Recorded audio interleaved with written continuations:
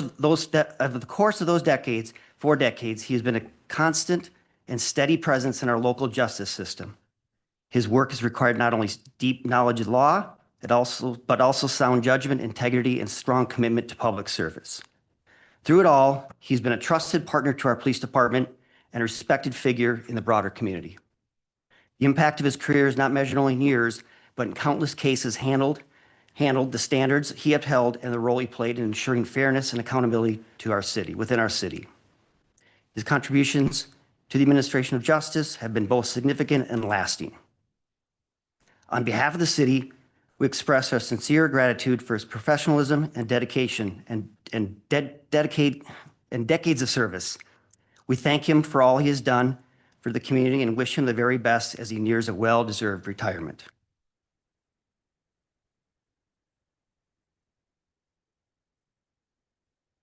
Mike, if you want to come up and join council.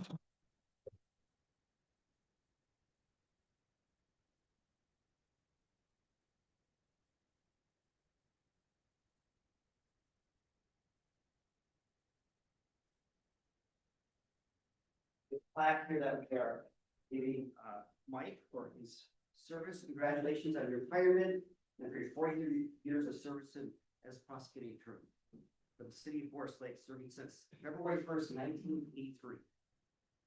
You will be greatly missed. And there's a saying here, your dedication, commitment to justice, accountability, and ethical prosecution will be never forgotten. And it's from the city of Forest Lake and the men and women of the Forest Lake Police Department. Congratulations.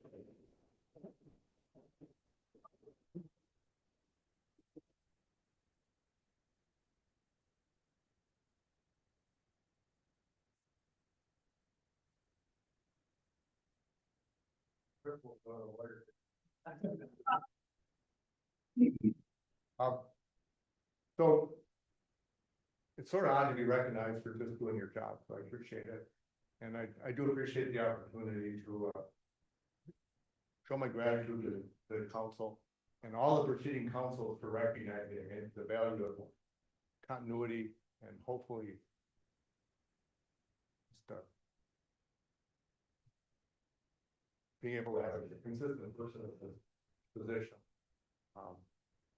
I need to thank a few people. I need to thank my wife and kids. As much as I try to lead my job at the office, I didn't. So a lot of times they get their rants about defense attorneys or judges or whatever. So I appreciate their patience in that. And I have to thank my daughter Kelly, who's been my assistant the last 8 years, and probably the only reason that technology hasn't totally backfired. There were 6 officers on the department when I started. Mel Groves, Sudi Onker, Dave Pasnick, Bob Cockburn, Ron Hanegraaff, and Dave Schwartz. And I think every team, every business, and every police department has a culture. And those 6 officers established a culture that was zealous law enforcement, but with integrity and compassion. I don't think it's an accident that 2 of their sons now lead our department, Chief Hanegraaff and Tom Cockburn, who's a sergeant. Those 6 officers passed down, I think, a culture and a legacy that still exists in the department today. It's really a department that you can be very proud of. As much as I'd love to tell a bunch of stories, it would be endless. It's really the relationships that I'm going to take with me. Going all the way back. Again, I don't want to go on too much, but communication is so much different now, and everything happens with the touch of a button. We communicate by emails and text messages, and it's easy. When I started, just about every day we went back and forth with envelopes full of police reports, which now we touch a button and they go in the cloud and they're back down at our office. But I really got to know the officers well. I knew their kids and what sports they were in and that type of thing. And that's the relationships that I'm going to miss. I look and I see, Ron Hanegraaff was at my wedding 33 years ago. I said, Mark Richard showed up when my dad passed away, came to the funeral. Jake Ayers was there when my brother passed. And, Officer Wardy has made it her habit to bring every new officer to my office, then to my house when my office moved home. So I get to know all the officers, and for them to know that it was an open door policy that I was at least trying to be available to them. I see Nate Olstead, funny story, my daughter was driving home in a snowstorm on 97 and had a little spin out. He ended up showing up, and instead of saying, "How fast were you going?" he said, "How's your ski season going?" I mean, that's just kind of the relationship that I had with most of the officers. And I see Lynn, basically we had two office administrators that were almost the whole 40 years I was there. And they were both just a joy to work with. Then a lot, but a joy to work with and really helpful. Kim Lang and then Lynn Gore. It just made my job so much easier. And I go on and on and on, but I have so much gratitude to the police department. They've made me feel like I'm part of the team, even though I'm not one of you. I don't wear a gun, and my family didn't have to worry when I went to work. Worst that would happen to me is someone call me arrogant or self-righteous or something, and rather than what you guys deal with out on the street. So I appreciate you guys letting me be part of your team. I really value the job that you do, and appreciate the time that I've had. So thank you.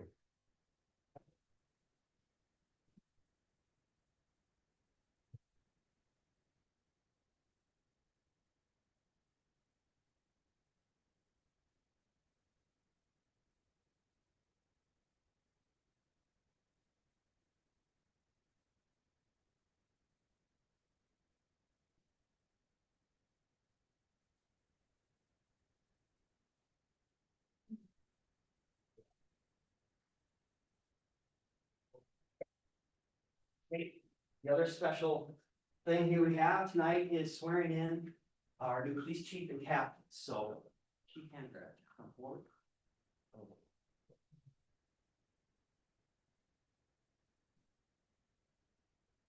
Hanegraaff, you raise your right hand and repeat after me.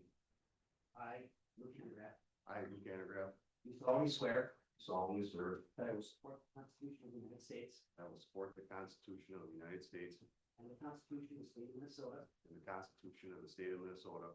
I will faithfully discharge the duties of police chief I will faithfully discharge the duties of police chief within the city of Forest Lake and the state of Minnesota. with the city of Forest Lake and state of Minnesota.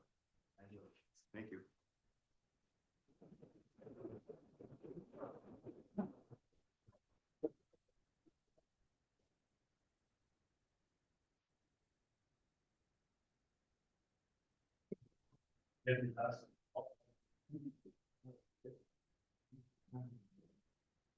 No, you should have brought my glasses.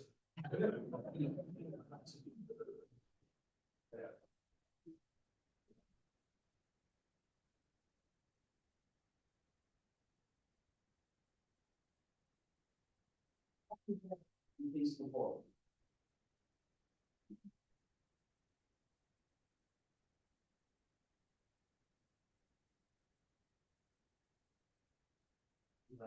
Raise your right hand. Yeah. I, John Gladder. I, John Gladder. Do solemnly swear. Do solemnly swear. That I will support the Constitution of the United States. That I will support the Constitution of the United States and the Constitution of the State of Minnesota. And the Constitution of the State of Minnesota.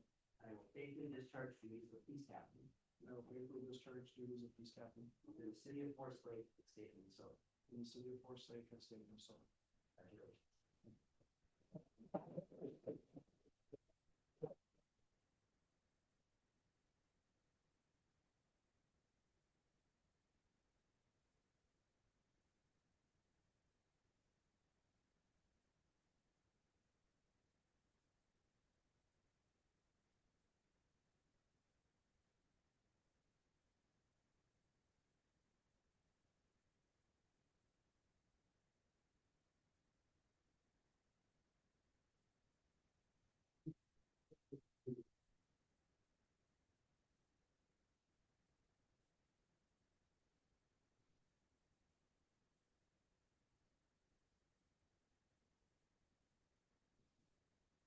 Everyone will make a little bit of a pause here, let everyone exit, go there, or else you can stick around. Take the rest of the meeting. Oh, not too bad.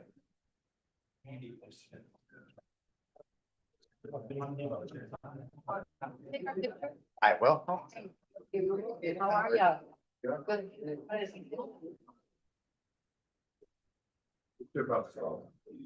Yeah. 2 seconds to thanks. And I thought somebody was against it.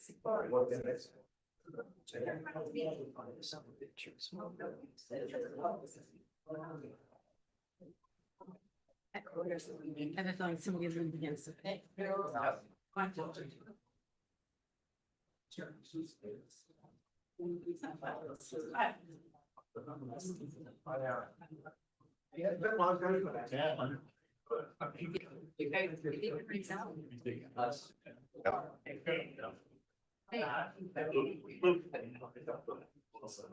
Oh.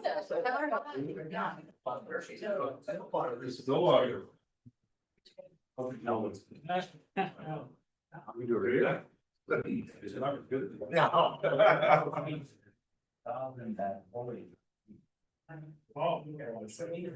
Slide down.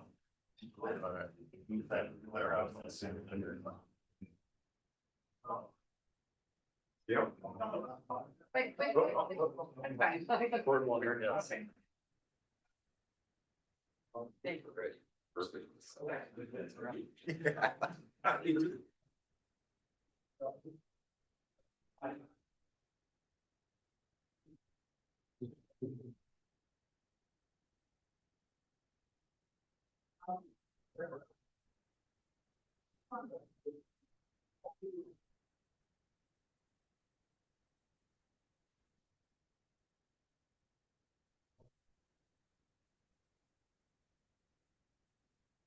All right, we'll move on here. Item 6, open forum. This is an opportunity for anyone to come to speak to the council on any city matter.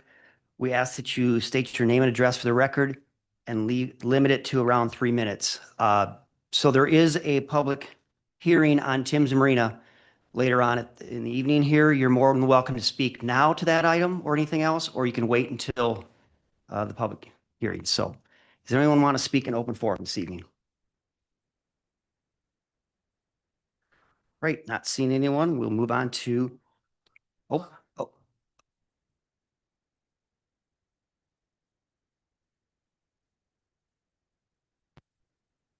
Welcome.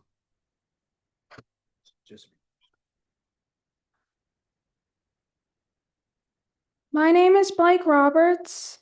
I live at 246 Hamlet Avenue, Forest Lake, Minnesota. I want to talk about why I think the city of Forest Lake should keep the old flag instead of the new design. I think the old flag more properly represents our state because it has 3 dates on it. 1893, when the first flag was designed. 1858, Minnesota became a state. 1819, Fort Snelling was built. It has our state flower, the lady slipper. A farmer farming his crops. A Dakota warrior hunting for buffalo. A lake. The wording on the flag is the Star of the North.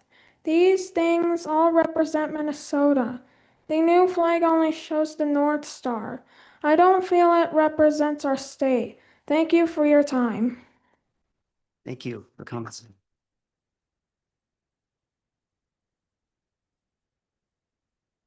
Okay, anyone else here to speak in open forum? Come on up. State your name and address for the record. Hi, good evening. I'm Lisa Bellows. I live at 22965 Imperial Avenue North by Cooling Camp Park. We received in the mail, certified mail. I was not home to pick this up, so I had to go to the post office. This letter is $6.04. What could this be that's so important? Tower Company wants to put up a cellular tower. in our neighborhood, Cooling Camp Park. I am not for this. This is not good for my home value. I did not move into this area 26 years ago. We moved to this beautiful area to have a cell tower put up not that far from my home and right next to a children's playground. It came to my attention that over a year ago, April 28th, 2025, this was discussed by the city of Forest Lake. And there was no mention of anything to any of the residents in our area, because this weekend I was talking with many residents. We do have a meeting coming up April 30th at 4:30. And many of the residents in the area are not happy about this. I'm very sad that the city of Forest Lake did not talk with any of us residents about any of this. Thank you for your time and you have a great evening. Thanks for coming. If I can just comment on that, that was talked about back last year. This starts the process of all public engagement and making everyone aware of that. There's a neighborhood meeting, as you mentioned, so the process is just starting, and more than willing and want to hear everyone's feedback. Looks like the other two items are mentioned on here are Tim's Marina. Go ahead. I'm just gonna echo Lisa's. Mike Stachel, Forest Lake resident, 22919 Imperial Avenue North. And I'm just following with what Lisa had to say. Just want to make sure, it sounds like you're aware that the meeting is April 30th with Tower Company. And same thing, we were not informed at all, got notified last Thursday, was very surprised to hear that they want to put a cell tower in Cooling Camp Park. And I did go back to the meeting minutes for the 4/16 meeting with the Parks and Recreation Committee. And just a comment that was made, and I'll follow up why I have this comment. But from Chair Deason, if I'm pronouncing that right, discussed a pole that looks like a tree in Afton, so referring to a tower. But he said that this was, in the minutes, he said that the towers were a public safety issue. Not exactly sure what he was referencing, but where I'm going with that is in the meeting that the council had on the 28th, there was no reference of any health issues with residents. There was no mention of any of the financial impact to the residents. And there's a lot of data on there. It'll come forward in the 4:30 meeting, but just some concern with some of the comments that were made during the meeting, that the tower will disappear. And the attitude in the meeting definitely changed when the economics were brought forward. It seemed to very excite the council members. But one thing I would say is one of the comments was that you may put funding aside for the residents for improvements to the park. Just a comment, and I'll bring it forward in the meeting as well, is you might want to think about putting an escrow account with the lease payment to receive, because there's a lot of data around health issues. And there's a lot of data around the value of homes when you put a cell tower in a residential area. So just want to bring the concern forward and bring that up in the meeting on the 30th as well. Thank you. Thanks. Anyone else want to, for open forum? All right, we'll move forward then. Council, we have a consent agenda in front of us. Anyone willing to make a motion to approve? Make a motion to approve consent agenda items 7A through 7O. I'll second. Motion a second. Any further discussion? All in favor? Aye. Aye. Opposed? We have our consent agenda approved. All right, we'll go to our regular agenda items. 8A, Tim's Marina, 9080 Jewel Lane, and Abby will start this. So I think the process will be, Abby, staff will talk about this, present it, and then we will bring it back for council for a little bit and then open up the public hearing. Thank you. Oh. Get this. Working here.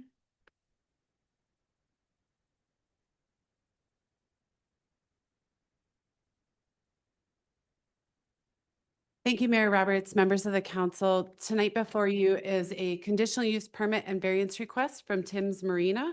It was submitted by Joe Maslow. The property address is 9080 Jewel Lane.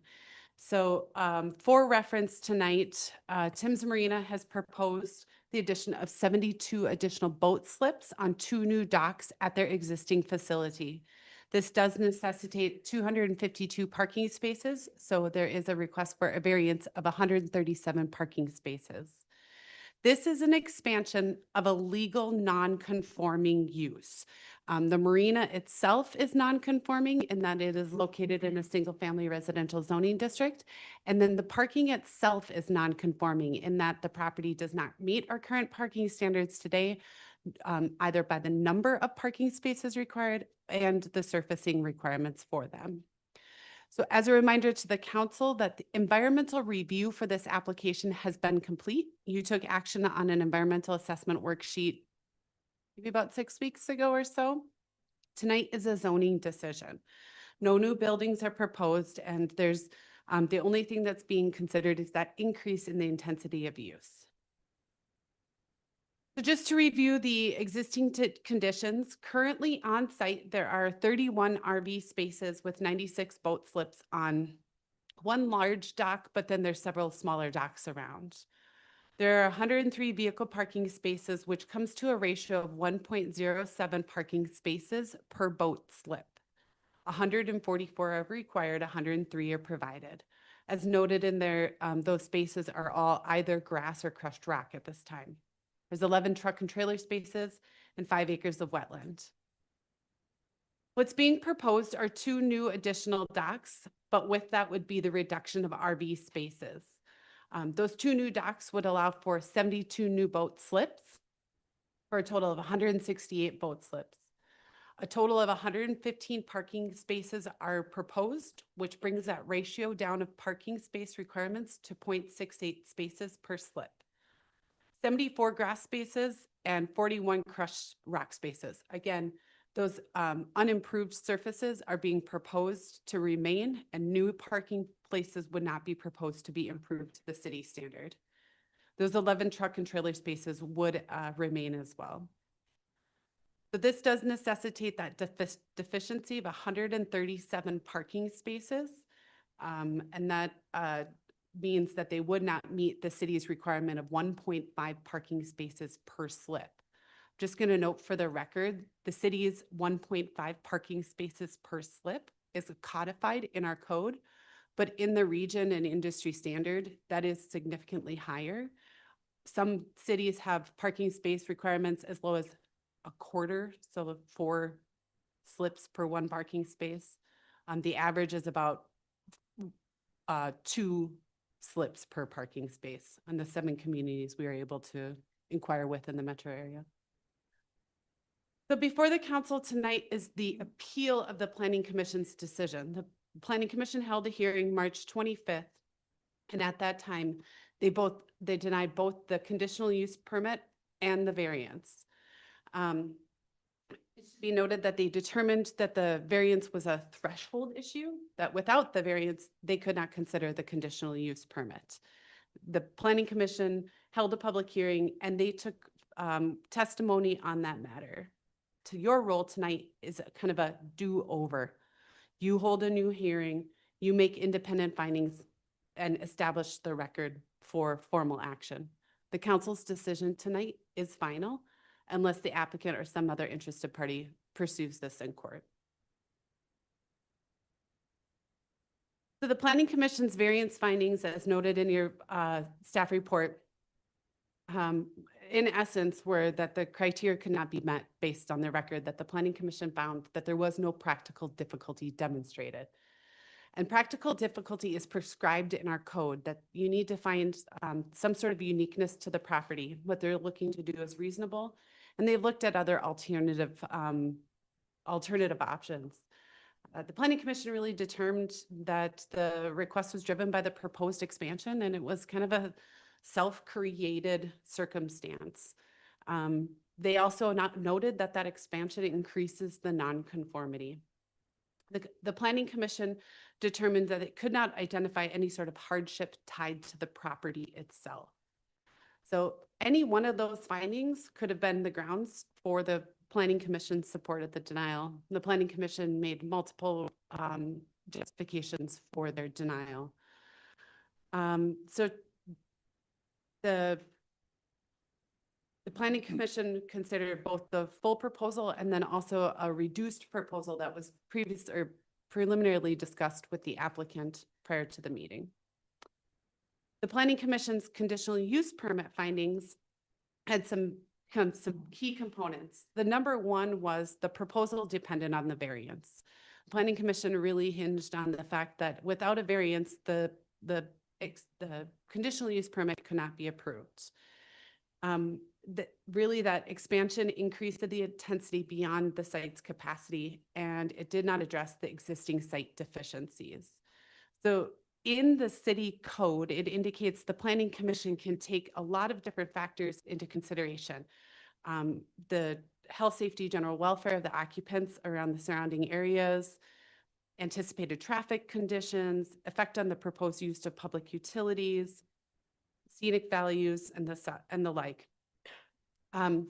Of those things, however, there's nothing in code that says they need to make any specific findings. So the Planning Commission's findings were really based on the fact that that variance could not be granted and it did not align with the zoning intent or long-term land use patterns. The Planning Commission took significant amount of public comment, as you probably will tonight, as you probably saw in your packet, and as included on the dais with a couple new public comments. Key themes of the public testimony to date really focus on a lot of, not all, but a lot of them are on water impacts, boat density, both traffic, both near miss incidences. It's not to say that there were no on-land comments necessarily. There have been concerns about shoreline impacts with erosion, sediment control. Also, just in general, some concerns of traffic, overflow onto nearby streets, and then surface water runoff. So before you tonight, you have a couple different options. Understand in your staff report, it talked about 3 different options. Staff's going to advise you right now, you only have 2.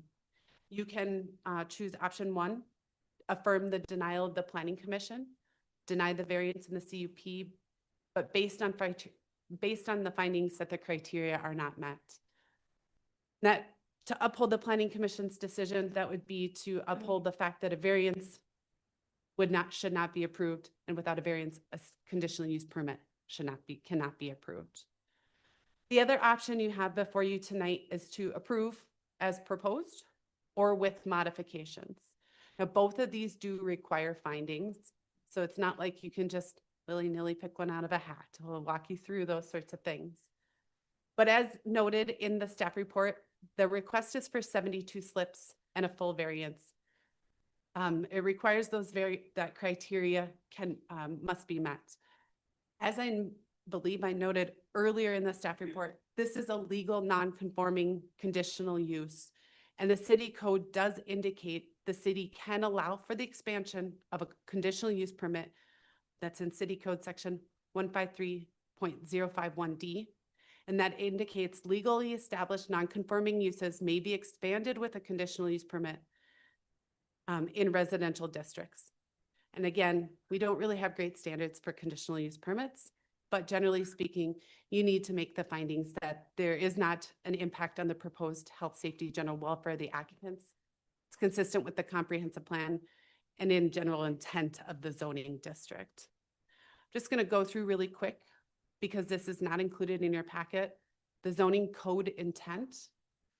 The zoning code intent is specific, that the code is there to implement the comprehensive plan, that it is to promote planned and orderly development and redevelopment in the city, provide adequate light, air, and convenient access to properties, limit congestion in the public right-of-way, prevent overcrowding of land and undue concentration of populations and structures, provide for compatible integration of different land uses and protect from incompatible land uses, conserve and protect natural resources in accordance with the provisions of this chapter being the zoning code, facilitate the provisions of water utilities, sewage disposal systems to property, protect to a reasonable extent the population from fire and other matters affecting public safety, and maintain to a reasonable extent property values in the tax base of the city. And then lastly, provide for the administration of the chapter, the zoning code and its amendments.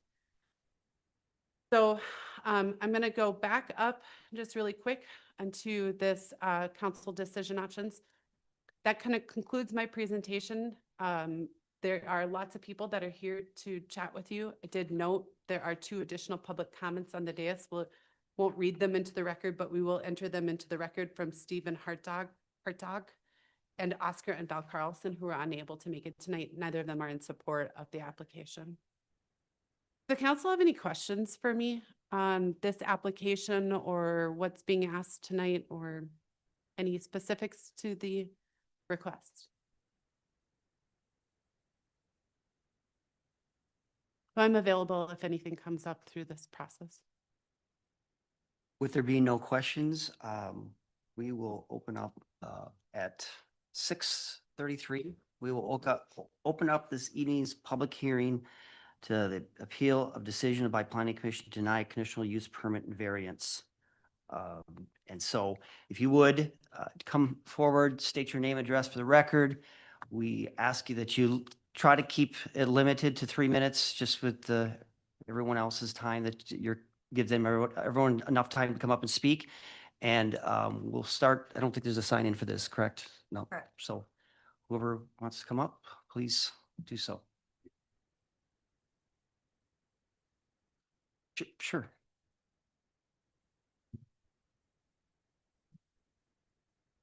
Joe Maslow, 9080 Jewel Lane, Forest Lake, Minnesota, 55025.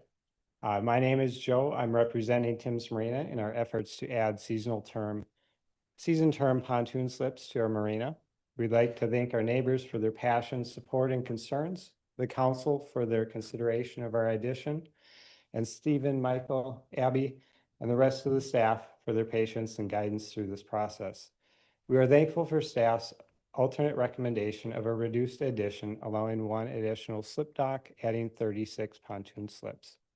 Tim's Marina has existed for more than 50 years, our family being the 3rd owners, having owned and run the property for over 40 years since 1983. Our family lives on site and Forest Lake is our home. While our offerings have changed over the years, more recently narrowing to mostly season term offerings, we've always been focused on helping members of the community responsibly enjoy one of our city's greatest assets. We expect the additional pontoon slips to aid in the continuation of this purpose. Compared to its peer city of White Bear Lake, Forest Lake is very underslipped. White Bear Lake, being of similar size to Forest Lake, has over 630 commercial slips, compared to Forest Lake's current number of 132 slips and proposed total of 168 to 204 season term boat slips. We understand the position and concerns of our lake neighbors. However, we truly believe season term pontoon slips responsibly connect the non-shore owning members of our community to our lake and city in a way short-term offerings cannot, creating support for our lake from our off-lake neighbors. In an effort to ensure we are doing our fair share and minimizing impact, we have worked with Ken at the Lake Association to contribute over $2,800 on behalf of our boat slip users, and combined with our corporate sponsorship, the marina has contributed over $3,000 towards the association efforts in 2026. With approval of 1 additional slip dock, this total contribution will increase to over $4,000 for 2026. We have also worked to restrict boat types on the new docks, allowing pontoons only on the new docks to minimize impact to the lake and our neighbors and the shoreline. We hope the facts in our application support the approval of the conditional use amendment and related parking factor variances, and welcome any questions or concerns of the council members or staff. Thank you.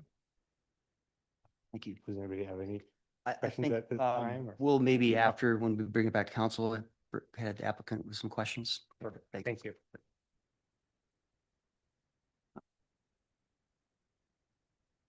So I'd like to speak. My name is Bjorn Larson. I'm a resident of Forest Lake. Been on Third Lake for over 20 years, was a former member of the Forest Lake Lake Association Board. So currently, the issues that I have is that according to the DNR, Forest Lake currently has more than 2 times the amount of boat traffic that it should have for a lake of its size. So we are already over congested with that. And now we are proposing that we add more boats to that lake. And when you're adding more boats, that is going to decrease the value of the lake to lakeshore owners. The other part that's even more concerning to me is that Tim's Marina already has non-conforming property. They've already been given, and correct me if I'm wrong, but they've already been given a couple of variances to the property. They know what it is. He's known what it's been for all these years. It's already non-conforming. So if you have a non-conforming property, shouldn't the bar be exponentially higher to become even more non-conforming to that? I would think so. So if you have a property that you already know is non-conforming, and then you come up here and ask for it to become even more non-conforming, and you're not paying any more taxes for it. So he's not going to pay any more taxes for this. So where does that tax burden fall? So anybody here, as I've said before, have your tax burdens gone up? They've gone up a lot. His tax burdens are not going to go up at all. And they're going to add 72 boats to the lake. That's a lot more traffic. That's a lot more lake pollution. It's a lot more weeds. It's a lot more congestion. All that traffic causes a bunch of different things I don't need to get into, but algae blooms and everything else that then falls on the property owners. It doesn't fall on him. It doesn't fall on Tim's Marina because their taxes don't go up at all. And as a property owner, I know where that's going to fall. I have to take care of the weeds. I have to pull them out every weekend. And I have to deal with all the algae blooms. And personally, it's become so overcrowded for us that on weekends, we do not go out after noon. After 12 o'clock, we do not go out because it's too crowded and there's too many boats on the lake. And now we want to add even more. The other part about limiting it to pontoons, and specifically, I talked about this at the planning meeting as well. They limit it to 4-stroke engines. Can anybody tell me what the maximum 4-stroke engine is available on a pontoon for sale in Minnesota? Anybody have an idea? Is it 50 horsepower? Is it 100? It is 400 horsepower. It is a 400 horsepower motor. It is a Mercury 400 horsepower Mercury Verado V10, 400 horsepower. So we're not talking about a pontoon that just cruises along. I'm sorry, point of order. So just during a public hearing, the comments need to be directed to the council and not to the. Well, public. I'll direct it to the council. Sorry, You thank know you. what the maximum horsepower is for a pontoon on Forest Lake.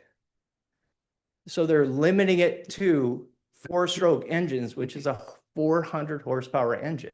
It is not a cruising pontoon. Okay, so that does not limit them to saying, hey, we're not going to be causing a bunch of things going on out here. It is a very high horsepower motor and a very fast boat that's out there. And you're potentially adding 72 of them or 36, I don't care if it's half, 36 of them to the lake. So, you know, when we add this and they already have a non-conformance, they're asking for even more non-conformance. which is going to add more pollution to the lake. And I'm not going to go into all those details, but what that does for runoff and gas and everything else, but that adds it to the lake. And they're not having any increase on their taxes. But who's going to take that? It's going to be the property owners. And what does that do to the value of a property on a lake with more overcrowded population? It goes down. Your taxes are going to go down. Okay, you keep raising this and you keep driving people out of here. The last thing that I want to say is specifically directed to the Lake Association Board. So at the planning meeting, so prior to the planning meeting, the Lake Association Board sent out a survey to their membership. Their membership responded. 71% of the Lake Association members said they do not approve of this. They do not approve of this expansion. 15% said that they did. Yet, the president of the Lake Association got up and said, the Lake Association Board approves this. And I say that is false. So I will challenge the president of the Lake Association again to come up, and if you give approval to this, you are absolutely going against 71% of your membership. And you cannot do that. If you do, Lake Association members need to think about contributing to the Lake Association Board because they do not represent you. He does not represent you. He came up and represented himself. 71% said no. And the president of the Lake Association Board said yes. How does that make sense? So the only thing I'm going to say is that I'm going to represent the 71% of the Lake Association members to say, we do not approve of this at all, regardless of what this individual might say about the Lake Association, because he does not represent us at this point at all. Thank you.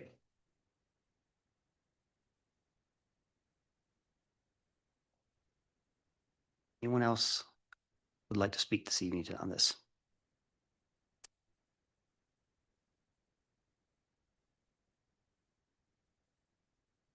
Good evening. My name is Jerry Grutner, and my address is 9444 Jewel Lane, just up the hill from Tim's Marina. I have lived there for 37 years, since 1988, so I've been driving past Tim's Marina for 37 years, so I know it well. Unfortunately, I haven't been able to attend any of the meetings that have been going on for the month of March as I was down south enjoying the warm weather, but I felt it was important for me to speak to you tonight as a neighbor and as a resident of Forest Lake and on Jewel Lane. There's three things I want to bring up that concern me about the expansion of Tim's Marina. And the one thing I'm not going to talk about is boat density, because there's been lots of discussion about boat density. And that's a very subjective discussion and decision. And the one comment I want to make on that is I hope that ultimately the city and the Lake Association can partner to actually do a boat density study of Forest Lake, so that in the future, and there will be a future, where these discussions come forward again, we have some factual information to look at from a boat density standpoint. The three things I want to talk about and address are, number one is parking. Number two is lake degradation of water quality. And the third thing is safety. So parking. There's been lots of discussions, and I've tried to read the 79 pages that are in the agenda, which took me a long time to get through all that. But I understand the number of parking spots per boat slip is considerably less that is being proposed by Tim's compared to what is required by the city ordinances. And I appreciate that Tim's did a survey on July 4th of 2025 to determine what that density is of parking spots to boat slips. I would caution us to say that is just one point in time. And it can't be reflective of potentially other weekends. Yes, it was 4th of July, but who knows where people were on that day. So to say that that is factual, it is factual, but only for one point in time. So I think that we have to be cognizant of the fact that parking is going to be an issue, as far as I'm concerned, down at Tim's.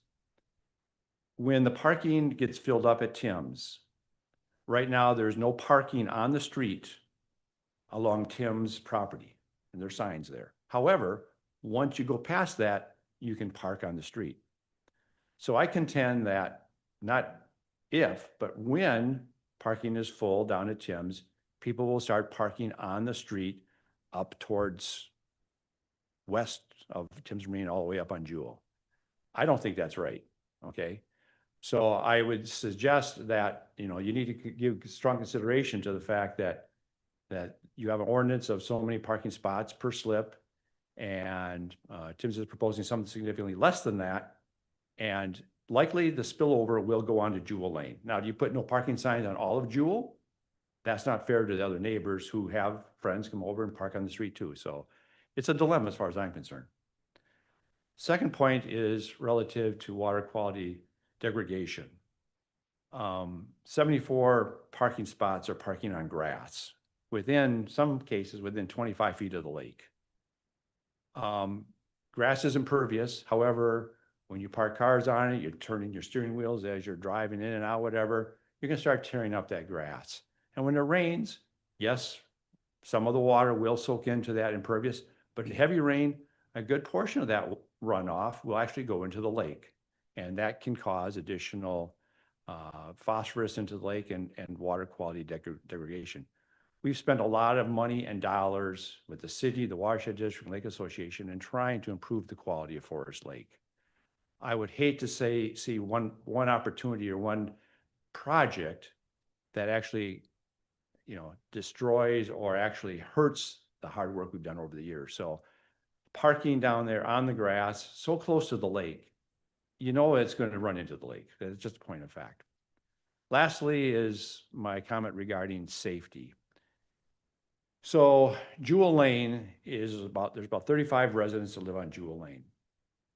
All of us, most of all of us, all go down east to get out onto Highway 97. If you go west on Jewel Lane to 97, it's an intersection where you will get killed. I've had an accident there. Many of my neighbors have had accidents on the west side of Jewel Lane trying to get out on 97 there. So we all go down past Tim's to get out on 97. The intersection down on the east side of Jewel Lane, if you've been there, you're lower than 97. You got to go up to get on 97, and you're at an angle to it. It is not a good intersection. So by adding more car traffic coming in and out of that intersection, I'm concerned about the safety for us as neighbors and just people in general. I don't know what if this expansion has been brought to the DNR, or not DNR, MnDOT, relative to intersection and the potential for the increased traffic at that intersection. It is not a good intersection for heavy traffic. So that is one of my concerns from that standpoint. You know, the staff and planning commission found that Tim's Marina did not meet the practical difficulty standard for the required parking and stormwater management.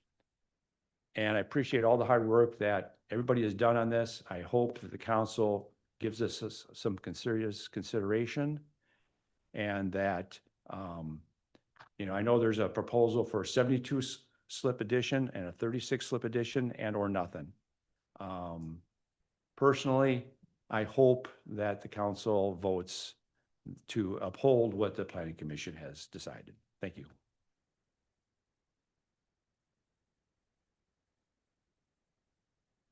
Anyone else like to speak tonight?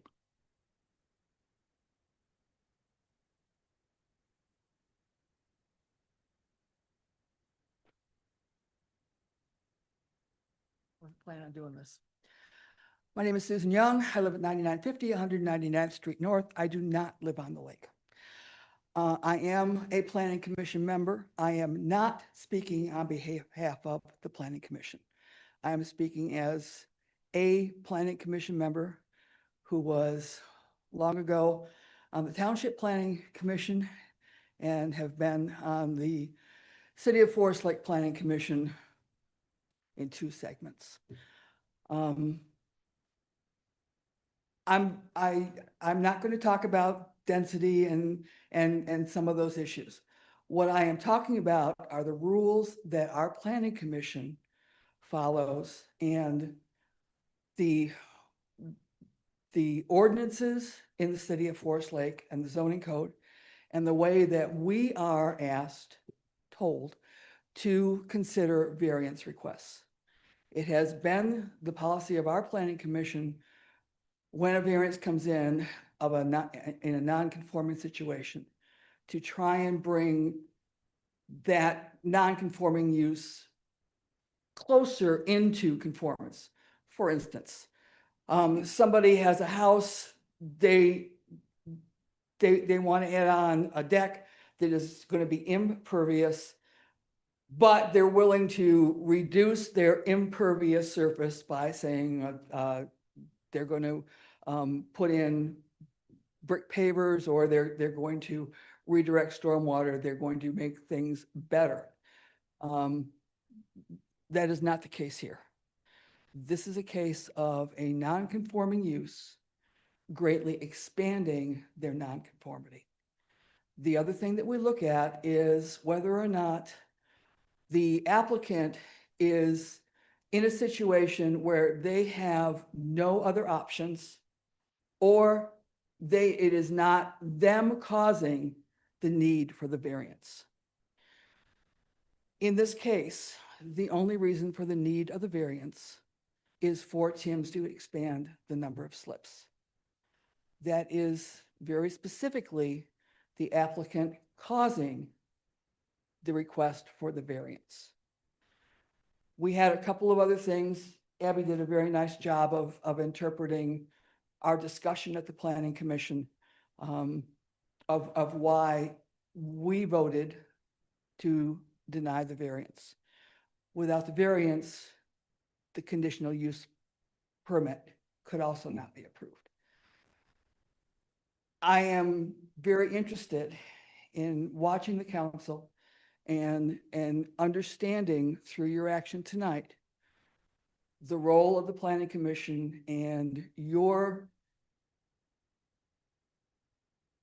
the way that you will decide the variances and the appeal to the variance, and if you are to approve it, how we will take those things into account in our future deliberations.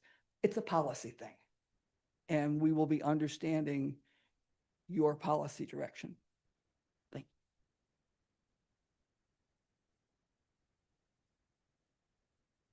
you. Anyone else would like to speak on this?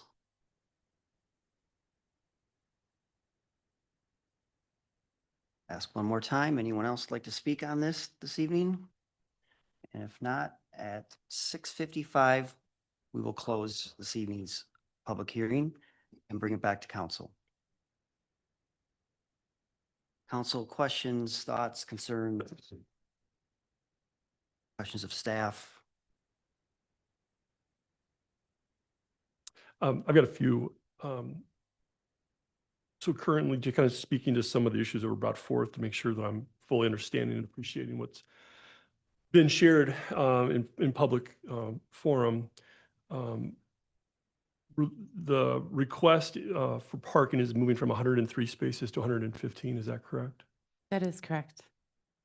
And the current parking per existing slip is at what level? 1 point what? Second.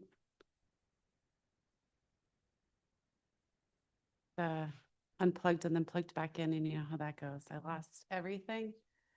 The existing conditions is 1.07 spaces per slip. With 2 docks, it would go to 0.68 spaces per slip. And though I did not include it in my presentation, I was prepared tonight to talk about that at reduced alternative. 1 dock for 36 spaces would be 0.89 spaces per slip. In the expanded parking, I mean, currently and for decades, they've parked on grass and crushed rock. That is correct. to our knowledge, has there been any findings by anybody that has resulted in potential or water quality, issues that is a potential? No. There been a study done about that? That opportunity for the public to speak is over. So. I can at least, Mr. Larson, that opportunity has passed. You had plenty of time to speak. I can at least comment that I do believe it was addressed in that environmental assessment worksheet in which the council did make the determination there would be no negative, there were no findings in which an environmental impact statement would be required. So under that circumstance, I think we would have found that at that time we may have moved forward in a different direction.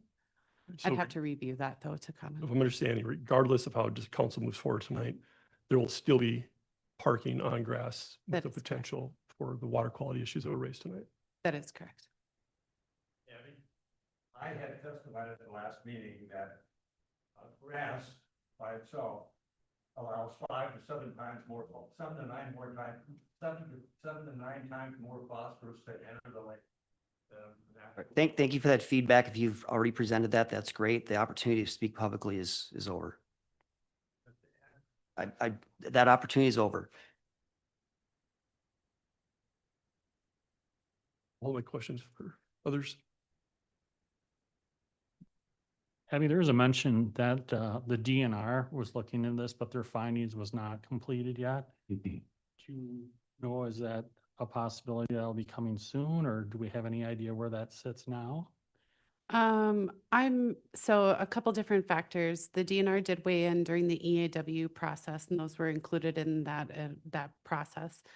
I do know the area hydrologist has reviewed a reduced plan down from 1 dock or from 2 dock down to 1 and did comment on how that design could be more in conformance with their marina permit and an expansion request for kind of that compact development. I do know that there were also lots of conversations that have taken place outside of this conditional use permit and variance request regarding boat density. No additional resources have been provided or analysis has been provided by the DNR regarding that. Thank you. Yeah, I'd like to make another point, she's not correctly on that DNR letter, because the DNR letter. Your Honor, Yeah. just point of order for, may I? Yeah, for a moment? please, Thank please, you. Amanda. Your Honor, Counsel, so just a clarification, the way that the process works for an appeal is the council is sitting as a quasi judicial body. So think of this as a courtroom, and these are the judges. And so the judges call on people to speak, and that was the public hearing portion. And that is when it is the opportunity for the people to come up and speak. And once the public hearing is closed, that is no longer the opportunity for the people to speak, and it is for the judges, jury, if you will, to deliberate. And so that is what is happening right now, is that judge, jury deliberation portion. And just like in a courtroom, you wouldn't be allowed to interject, you're also not allowed to interject here. I understand that it can be frustrating, but it is really important to follow the rules of the procedure. So wait, that's No. not correct from the staff level. That's not correct, and that's not right. When you ignore information, that's very true. And I testified on all 3 points last meeting, and she doesn't bring it up at all. I mean, the DNR specifically called out that Dick City was not following your shoreline ordinance. Mr. Schmaltz, enough. Any other questions, council?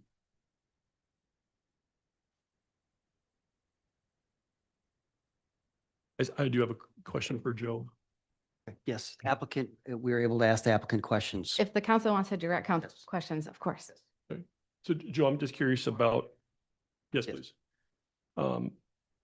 Just a couple of, again, things that have come up relative specifically to the parking, not the lake use.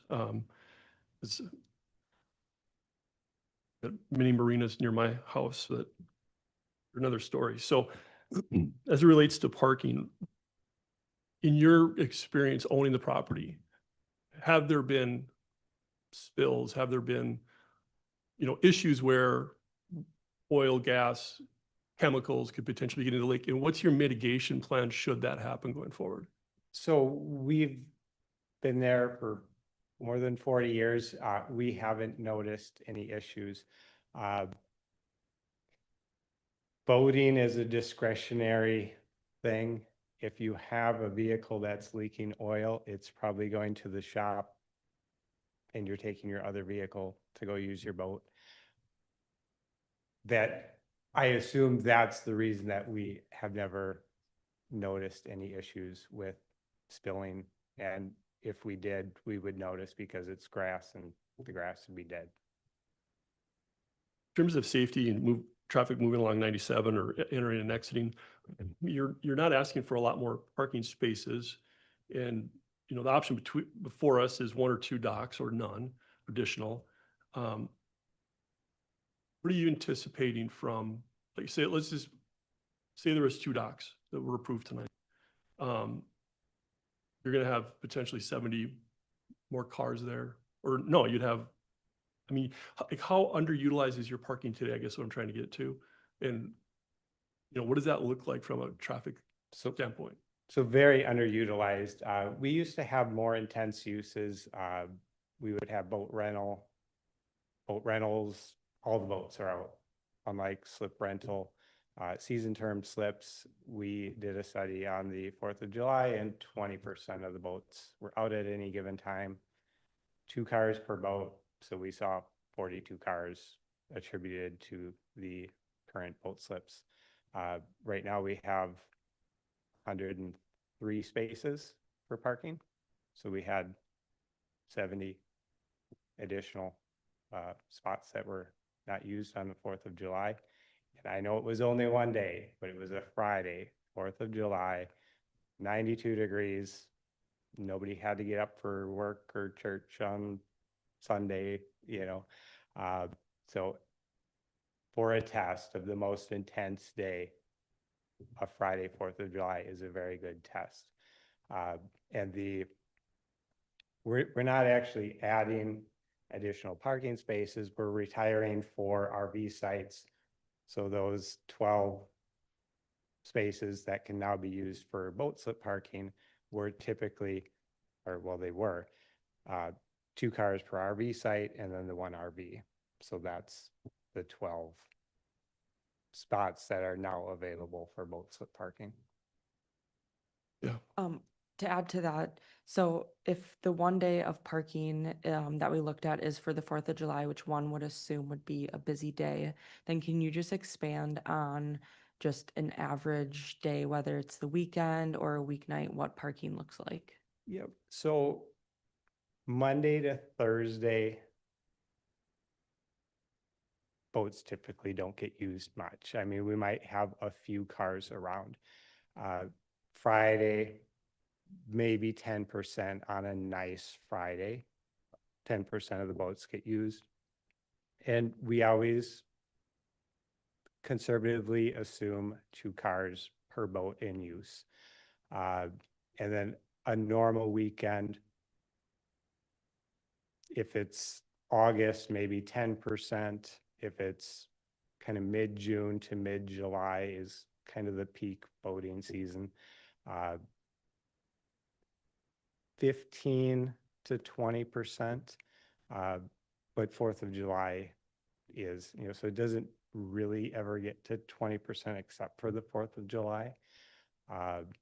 And for reference, before we even did our survey, just because we've been there so long, we assumed a 0.5 parking factor was sufficient based on our parking is split up into what we refer to as blocks. So there's a block out by the main slip dock. There's a block along the playground that was used to be used for boat rentals on the south end of the bay. And then the east parking area, which was traditionally used for fishing tournaments and company events. And so just the natural feel of how many of those blocks are usually used, we figured 0.5. We've never line striped except for this year, and we saw a 0.4 on the 4th of July, likely because by line striping, everyone parked more efficiently. Joe, can you, in the past, I've listened to some of the planning commission meetings in the past, and at the neighborhood meeting, you spoke of the previous part of your business of short-term rentals. Yep. And can you talk a little bit about traffic there and what you're seeing, what traffic was then compared to just these longer-term rentals? So from I came around in the late 90s, and we paused when I went to school in 05. So we had 28, and then at the end we had about 16. Our median was about 20 rental boats. And so that's the 30 parking spaces is from the playground north to our main home, and then the south end of the East Bay. They weren't in use Monday to Thursday generally. It's kind of the same usage times as the season term boat slips. But we always figured 3 uses per week per rental boat. And on a busy weekend, they're all out. So you're adding 20 in-use boats to the lake, which is similar to the amount of the 72 and twice as many as the staff alternative of the one dock. So I'm assuming, maybe talk about a little bit about why this request came forward in the beginning. I mean, the presumption might be you just want to add revenue. And I understand that is part of it. But I mean, as a small business owner, talk about overhead and expenses that continue to grow, and in small business owners trying to make it out any way they can. Yep. So we paused, when I went to school, and every year we review it. The short term does drive more revenue, but it is more work. And over the past years, we've always restricted our hours and restricted our offerings so that we didn't have to hire. And as we all get older, we're going to have to hire, whether that be we bring back the short-term offerings to bring the revenue to pay for that additional help, or our preference, because it is our home and we like a narrow customer base that we're familiar with, and turnover is typically 10%. So if we meet somebody, it's typically for 10 years. We prefer it. It is our home. We prefer less busy. And so that's what brought this about. So if nothing was granted here, you'd likely go back into that short-term rental business. Every operator that's approached us the last 20 years wants to bring back short-term, because it does drive more revenue, even more than the 2 docks. But it's not our preference. It's our home. We prefer season term. Downtown can have the boat club and short-term rental. Can you speak a little bit to the size of the slip in terms of what size of a pontoon you'll be able to accommodate? So we restrict it to, on the new dock, 24 feet, 200 horsepower is what we've told everybody on our wait list.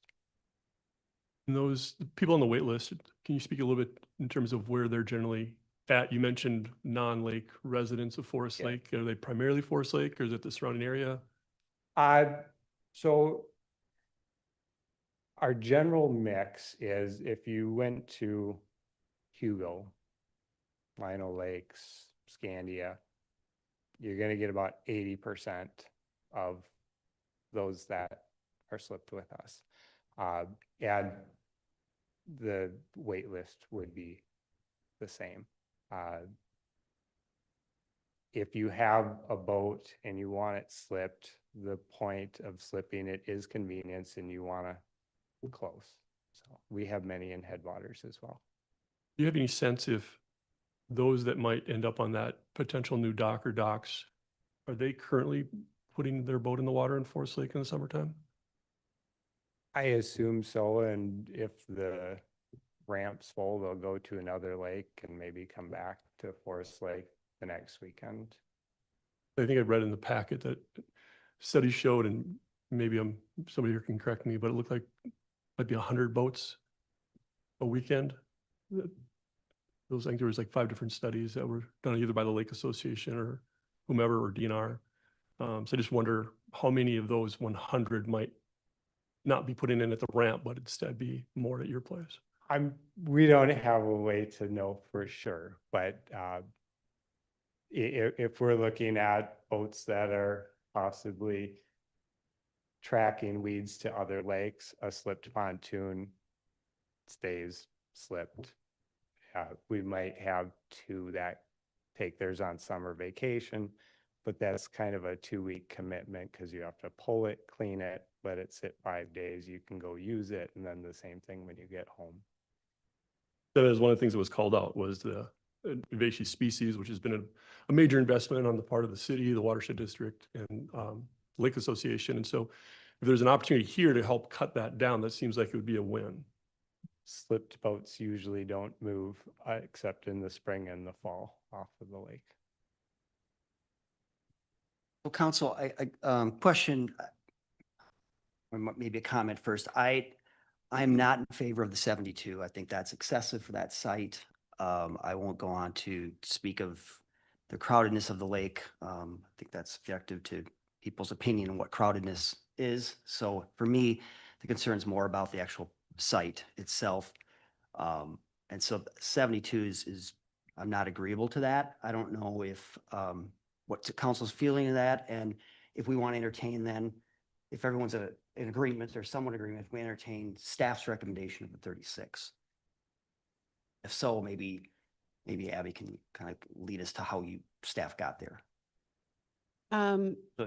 So 72, is anyone thoughts on 72? Is that I'd be in agreement with you on that. I think 72 is a little much, especially for that area, especially how they're already in non-conformance.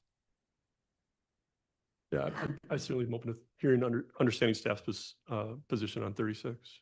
Well, so what I'm hearing, at least from the council, is that, so again, we're considering the potential expansion of a legal nonconformity. And what I'm hearing is that 72 slips may be in excess of what you think is reasonable on the site, given some of the site conditions, constraints that you've been discussing tonight. I don't know that staff necessarily got at a 36 as opposed to the applicant chose 2 docks and you cut that number in half and now you have 36, right? I think the essence of can you get closer into conformance with the code or reduce the expansion of the nonconformity with 32 is really what we need to be focusing on, right? That makes sense. I'm just going to go to that reduced alternative, under that reduced alternative design. And again, this would be in essence, the consideration of the approval of a expansion of a nonconformity with conditions to reduce it in half. Still removing those 3 RV spaces, only increasing by 36 slips, still requiring 115 parking spaces, which has a 0.89 space per slip, which is, though inconsistent with our code, and a decrease of what they'd be proposing today, is still in excess of what is being reported on site and the industry standard of 0.5. Still having all of those spaces unimproved, but again, that's an expansion of an unimproved surfaces, and retaining those 11 truck and trailer spaces. I think the thing that the council needs to kind of talk about is kind of that general things like the traffic, general health, safety, welfare, and those site conditions, whether or not it's all conforming with the code intent. I will say it was brought up about traffic. The MnDOT has commented on the plan. They had no comments. So if we're looking at things like congestion in the public right of way, it's been determined that that would not be a problem by MnDOT. Looking at overcrowding of land and undue concentration, you've been able to find that the existing use isn't spilling out into that neighborhood, right? So you're looking and discussing of whether or not those 36 docks would place that negative impact on that neighborhood. That's what I think you might need to talk about just a little bit.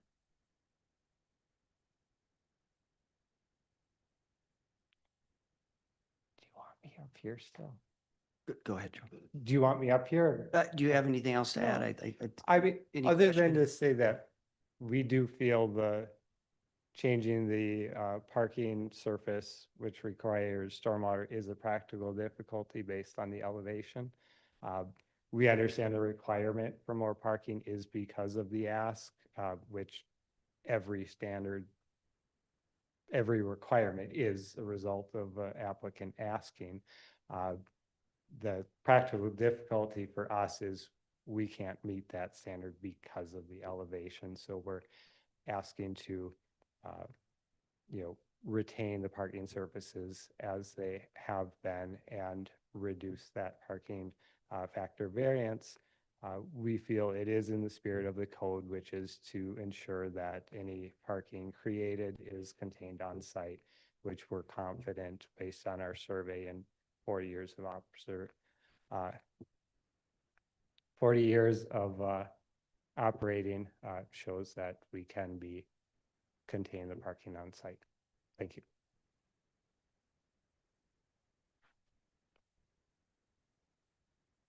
Mayor Roberts, Council, if I might just make a comment. I know Joe focused a little bit on that practical difficulty. That practical difficulty is the litmus test for a variance. And as I reminded you tonight, there were maybe two paths the city could have analyzed this from. One is a variance to the parking requirements to allow for the marina expansion by CUP. The other avenue was the city code allows for the expansion of legal non-conforming uses, doesn't require a variance. It's a little uncustomary. The state law actually says cities can't do that unless they put it in their code. They can. We happen to be one of those cities that's put it in our code saying we can. So I think the first maybe determination for the council for just setting up some findings for us to work off of is to make a determination of whether or not a variance to the parking standard was necessary, or whether or not, let me get my code section here really quick. City Code Section 153.051D, which indicates legally established non-conforming uses may be expanded with a conditional use permit, is the basis for which you would make your decision tonight.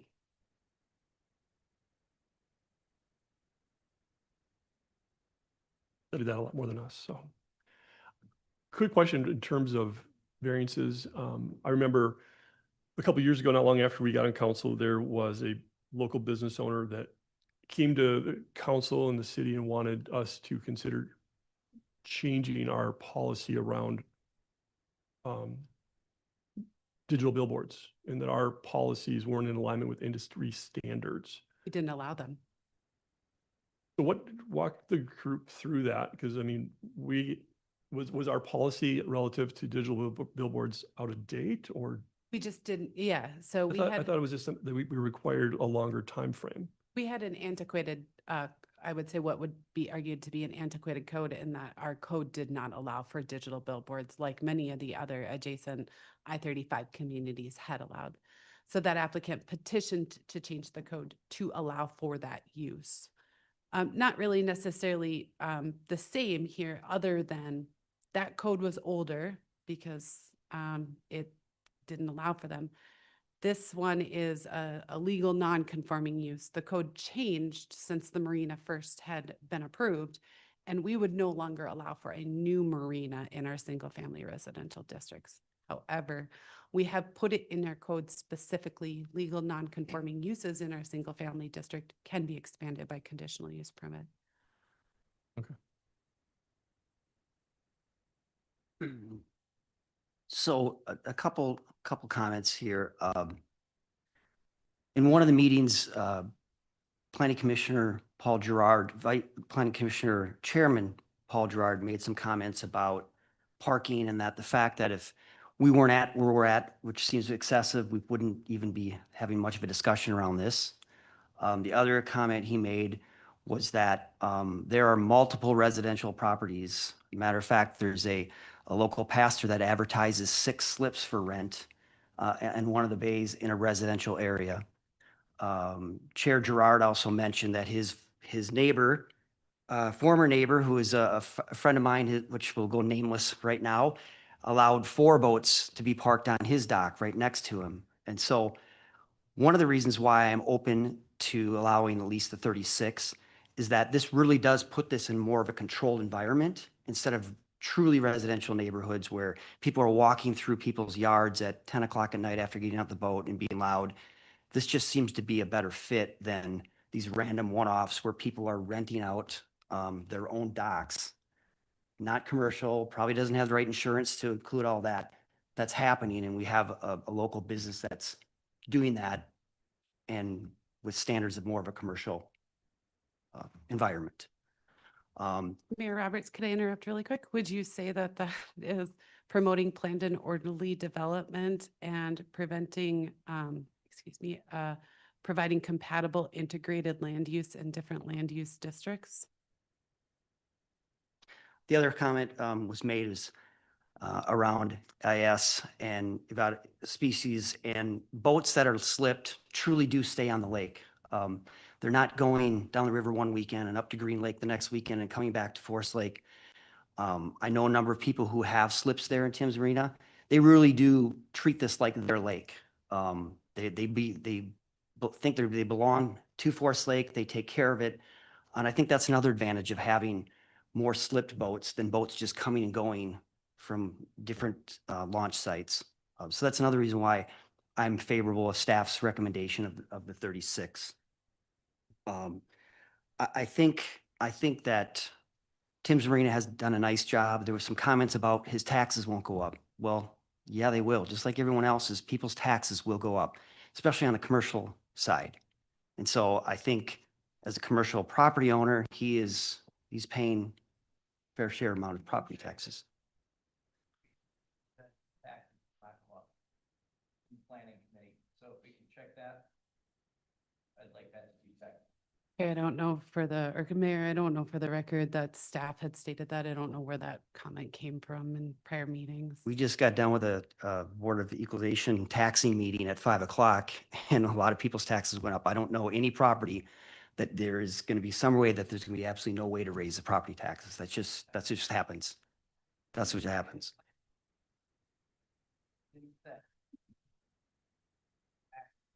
Go up, adding more folks.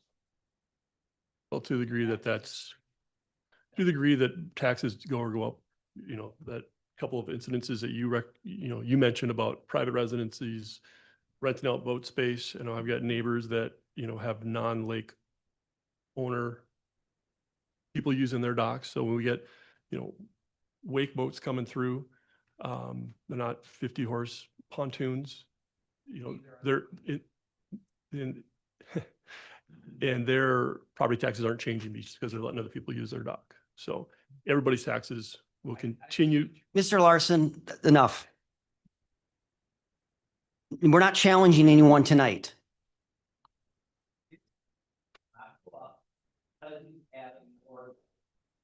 Enough. That's a fact. Enough. That was said in the planning meeting. Okay, so. Point of order, if there's continues to be interruptions to the council, we can certainly take a recess for a while and then, reconvene when everybody can appreciate that we have to follow the proper procedures. So totally up to the council. If we feel like we need to take a break for a little bit, we can do that. If we feel like we want to keep pushing through, we can do that. And obviously you have no obligation to respond to any comments that are coming from the public at this point. I think we can push through if everyone agrees to be respectful. And you were saying, I'm sorry. Go ahead. Oh, just, we're just beating a dead horse on the tax situation. So it's good. The other comment I think that I want to make that makes this a better situation is the fact that the goal here is to have long-term slipped boats and not short-term rentals. If people, I understand, are concerned about boaters out there, near misses, all the things that we've heard here tonight and previous nights at Planning Commission, you're going to have more experienced boater in a slipped boat that owns their own boat. I think that most people can agree with that. And so between the less people coming and going in that site and from people reducing that number, when you think about that and reducing the 3 RV slips or spots, you're really about in net neutral on the parking. I think too, as you've pointed out, with long-term rental slips, people will care more about the lake and care more about the surroundings and the impact and just the area. I think people will shop more in Forest Lake, will be here more. And again, yeah, just appreciate the area more.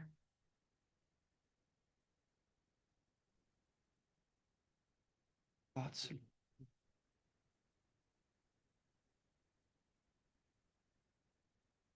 So I'm going to entertain a motion either way. Direction made from staff on what that could be. Yeah, so I think that you've made many statements tonight that are supported in the zoning code. The subdivision regulations indicate that you need to look at existing and anticipated traffic, including parking facilities on adjacent streets. We've talked about MnDOT's comments, and the parking on site has not been spilling out onto the street. You've talked a little bit about the effect and the proposed use in terms of the things like groundwater, surface water. Right now, we're already parking on grass and gravel. This isn't necessarily something new onto that site. You've also looked at things, the zoning code intent. You talked about, we talked about already the public right of way, but you talked about the compatible integration of land uses on marinas versus in our other single family residential districts, conserving and protecting natural resources by keeping slips in seasonally and not moving them in and out. You've talked a little bit about protecting a reasonable extent public safety of having long-term slip owners on the lake as opposed to short-term slip owners. I'm saying some of these things because these were some of the things the code says that we should be considering when we're looking at conditional use permits and the expansion of conditional use permits. I'm going to go back just really quick. Tonight you had this consideration of the appeal of a variance and a CUP. The Planning Commission, and you heard from Commissioner Young tonight, who said the Planning Commission took a look at this and said, there's a variance. We couldn't approve the variance. We can't approve the conditional use permit. I think I need this council to determine whether or not, just for an order of procedure, of whether or not there may have been an error in that decision of that the code 153.051D indicates we can consider an expansion of a nonconformity, and whether or not that's what this council would like to move forward with. And if that's the case, then I think we can move to make a motion. Did that make sense? It was a lot. It was a lot. Your Honor, Counsel, could I maybe put a fine point on that for you? So there's the pathways, there's 2 pathways that the council has. There's a pathway to affirming what the Planning Commission did and a pathway to overturning what the Planning Commission did. And so if the council chooses to overturn what the Planning Commission did, then step 1 is to, on the variance, determine that a variance was not necessary in this situation. And so essentially that appeal is overturned because the error was we did not need the variance. And then the second item that the council would need to be considering is the conditional use permit. And instead of denying the conditional use permit because you could not grant a variance, you would be granting the conditional use permit with these new conditions. So it sounds like 36, 30, whatever the number is of boat slips or any other conditions that the council would want to attach to the approval of the conditional use permit, provided that they are reasonable and have rough proportionality, but I haven't heard anything that makes me concerned about that. So the first thing would be to determine that there was an error on the requiring a variance and then moving to the conditional use permit. So we'd be looking for 2 motions, if that's the pathway that council wants to go. And what I'm hearing is that the council sees the city code allowing for the consideration of the expansion of nonconformities in section 153.051D. And because of that, the council would move to overturn the planning commission's decision on the denial of a variance because a variance was not needed because the city code allows for that expansion.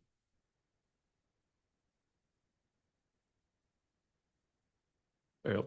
You got that? Let me give it a shot. I'm gonna make a motion that we overturn the planning commission's denial of the variance because the variance wasn't required because our code allows it, section 153.051D. 0.051D. And as such, I make a motion to approve the conditional use permit for 1 additional dock, 36 slips for a total of 132 slips. And to approve a variance for 83 parking spaces at 9080 Jewel Lane, subject to the findings outlined in the staff report and the following conditions. Can I just say maybe, maybe instead of with the following conditions, and direct staff to draft a resolution back to memorialize the council's action? I'll So you don't have to take read that them all friendly for the amendment. records. Yes, please.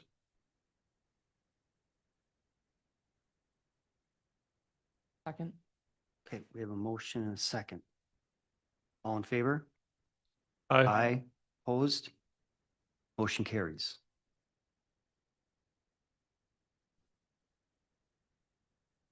So that was both, you had mentioned 2 motions, but That's fine. Councilman Erickson. We're good. We got, All right, we thank you. bring back a formal resolution at your next meeting, your next regular meeting. Great, thank you. 8B, 2026 legislative update. Looks like we have 3 weighing in on this. Starting with Jolene, I guess. Thank you, Mr. Mayor. In your packet, you'll see that staff has prepared several bills that are currently under consideration, the state legislator. We're tracking these bills because we think that the potential impact of these actions is important for the city to keep an eye on. Just a quick little overview. Obviously, when laws are passed at the state level, it's much different than how we pass our laws or ordinances here at the city level.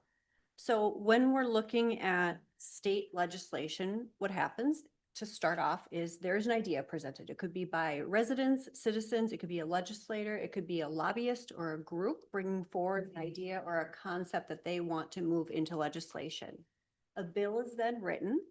And that bill gets introduced into the legislator, either the House or the Senate, sometimes companion bills, so they could be in both the House and the Senate. A committee then will review the bill and they will hold debate on it. They will bring in folks to provide testimony. Mayor Roberts just provided testimony a couple weeks ago on some pending legislation regarding local sales tax here. When the committee is reviewing this pending legislation, they can make changes to it. They can adopt it as it was originally presented. And then once the committee review is done, the bill will then move to a vote in the House and the Senate. If it passes both of those votes, the versions will be matched. If there's need for a conference committee to make sure that the bills are matching, they'll do that and present one final version of the bill. And then once that happens, the governor will take action on the bill. He's either going to approve the bill, sign it into law, or he's going to veto the bill. So that's kind of a really high level overview of how legislation works at that high state level, much different than our ordinances that we pass here.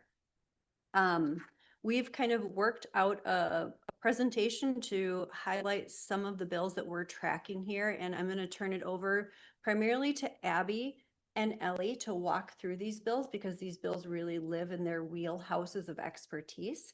And we'll just walk through a couple of these and then propose some potential action that council can consider tonight, or we can push off consideration of that action.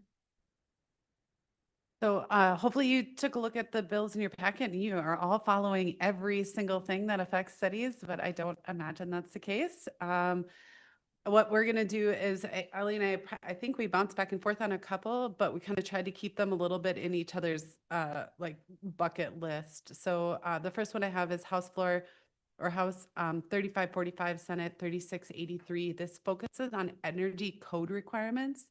So what this bill does is it actually proposes striking a requirement that's currently in state law that would require the city to would require for a 70% reduction in energy usage by 2038. And what this does is it actually places some restrictions through our building code.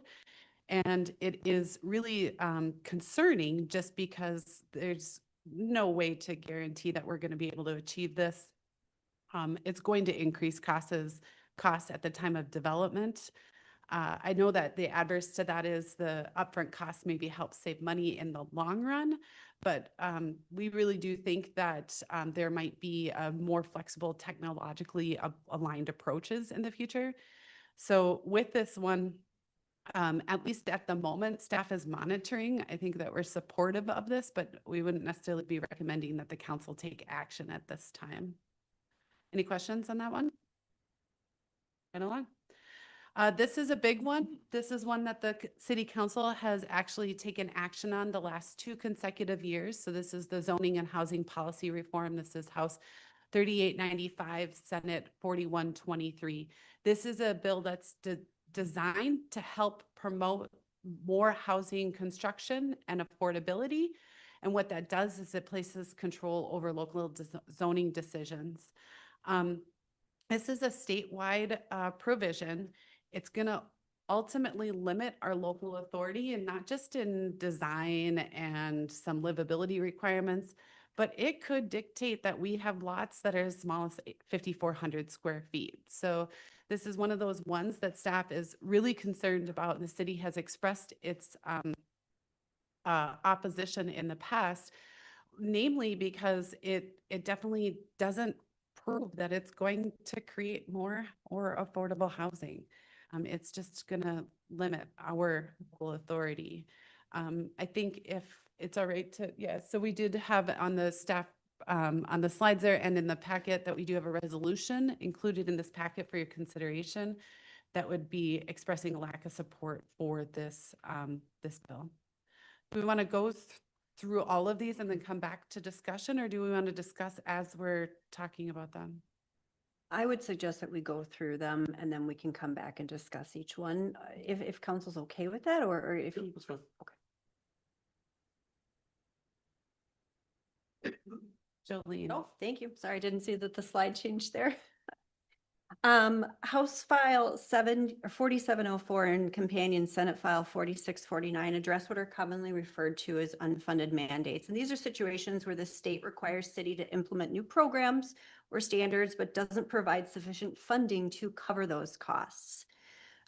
These bills, or the bill would propose a constitutional change which would establish that if the state does impose a new requirement on cities, that it must fully fund that requirement. And in the event that funding is not provided, cities would have the option to not implement the mandate. This would, if this bill passes, it could reduce the pressure on local property taxes. It could improve our budget predictability and provide a little bit more local control over when and how new requirements are implemented. At the same time, it would place more responsibility on our council here and other councils within the area to evaluate new mandates and make policy decisions when funding is not mandated. Staff's position is that we're generally supportive of this bill because it does align state requirements with funding and reduces the pressure on cities' levies and operating budgets. We would suggest that at this time, because of where it's at in the process, it's very, very early in the process, that we continue to monitor this. And if the bill continues to gain some momentum, that we would bring back a future action for council to consider, likely in support of this bill. So Senate File 4756 recommends property tax levy limits. This is bringing back a pre-established law where there would be limits on how we can set those property taxes. This is the second rendition of this bill. The first one came forward with just setting the levy based on the previous year's inflation factors. Without being in the room for those conversations, it did get brought back with now including both the 50% of the population growth and those inflationary factors. So this would allow for a slight count of growth, but still then holding us back to those inflationary factors. And we would combine them together to come up with what that max levy would be. However, staff has some concerns regarding this bill as it's drafted because it does really constrain what those revenue sources would be along with expenditures. And so when we come back to this, we would look to take a resolution for lacking support of these levy limits in legislation. The transportation or transit and transportation policy, House File 4449 and Senate File 4658. This one is a bill that's establishing new regional transit planning requirements and funding priorities. Provisions would kind of create a regional transit investment framework, set some performance benchmarks. Where it starts to go a little bit concerning to the city is starting to place restrictions on highway projects that are inconsistent with transportation priorities. There's the potential for reallocation of transportation funding, and then also just requirements for transit-oriented development. Impact locally is it could potentially limit our flexibility in transportation planning, how we spend our dollars.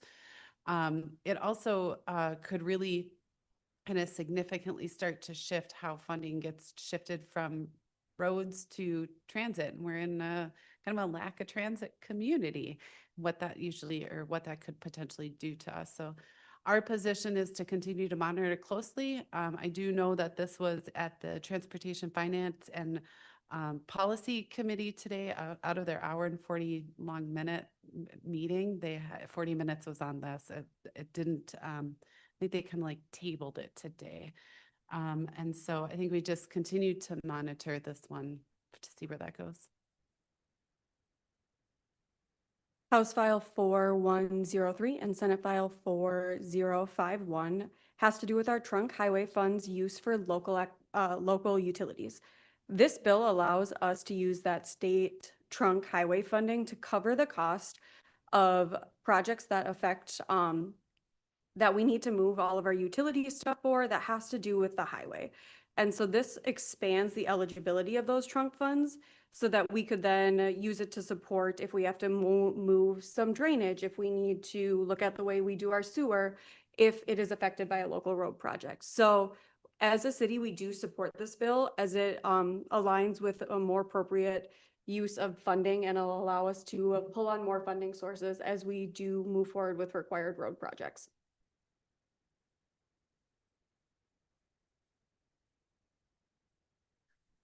And then everybody's favorite topic, tax incrementing finance, House File 3994 and Senate File 3608. This bill modifies the what it takes to be a TIF district, the returns on TIF district, and it allows more flexibility for us to then collect revenue and then provide those revenue sources back. However, with more flexibility comes more regulation in the front. And along with as those projects continue to grow, it is more staff time. So we are in support of this as it is a great way to bring development into the city and it is a great way to continue to foster and increase that tax base. However, we are monitoring it just in case any potential changes come up as the bill continues to progress, because though it could be beneficial, there could be some really steep impacts that are also associated with it. Great. Do you want us to go back to anyone? I think we have a couple resolutions for your consideration. You want to go back to the ones? I just want one quick question on the housing one. I think it might have been your second one. Is this the same policy reform that's come up The several last years? 2 consecutive years. Okay. It's a slightly, it's a modified version from each year. It kind of gets a little more watered down. This year, the kind of fancy new thing is we get some choices. We get to choose like 7 of the 10 or 12 options for how we can achieve the requirements, but I will say that that Still not good. still not the greatest that we'd like to see. It still is a lot of, I would say, relinquishing of our local zoning control. I thought, okay, thank you. So this one, you're proposing a resolution be made on this one, correct? Correct. You do have in your packet resolution 04132605 expressing a lack of support for that House File 3895, Senate File 4123.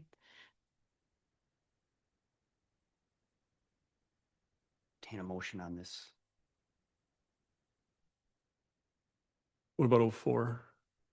You can do them both at the same time if you'd like. Okay, so I'll make a motion that we approve resolutions 04, 13, 2604, expressing lack of support for Senate File 4756, the levy limit legislation, and resolution 04, 13, 2605, expressing lack of support for House File 3895, Senate File 4123, zoning and housing policy reform. I'll second. Second, any further discussion? All in favor? Aye. Aye. Opposed? Motion carries.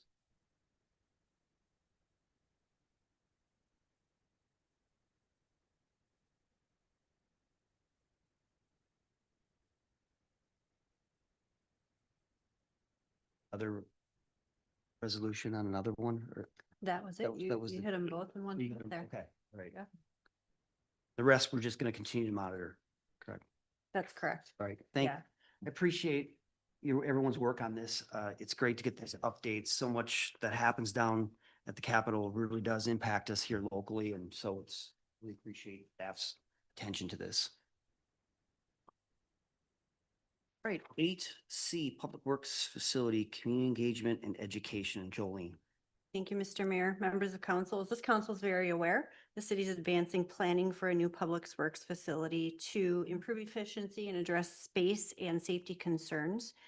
As the project has progressed, it's become clear that community engagement has not been occurring to the level which it should, or as early or robustly as it should have been. We're now nearing design development where concepts are being finalized, and ideally, community engagement would have already been well underway when we've gotten to this point. To address this, I'm recommending engagement of Goff Public to support a structured communications and community engagement effort. While this is very clearly later than ideal, this will help improve transparency. It'll provide clear information and create opportunities for public input as we're moving forward on this project. I'm proposing that we enter into an agreement for preliminary services with Goff not to exceed $20,000. And this money would be funded through the Public Works Facility Debt Service Fund, which council recently established. And staff at this time would recommend that council move forward with approval of an agreement with Goff Public so we can get some community engagement underway. Happy to answer any questions. Can you just kind of speak to their experience a little bit? Yeah, Goff does a lot of work in this arena, and actually I was just chatting with some of their team who, if council decides to move forward with this, would be working with us, and received a list of communities that they have been working with recently on different projects, whether it's community centers, public works buildings, public works facilities, or public safety facilities. So recently they've been working with Falcon Heights, Maple Grove, Minnetonka, St. Paul, the village of St. Anthony, Wayzata, and our neighbor just to the north, the city of Wyoming. They fine tune each city's needs based on what the project is and what the community needs to know and understand about the project. So they would come in, they would meet with staff, probably our Public Works Steering Committee as well, so we can get folks really engaged to develop a robust plan to just get the word out about what this project is. Now, we do have pending bill with the state for local sales tax.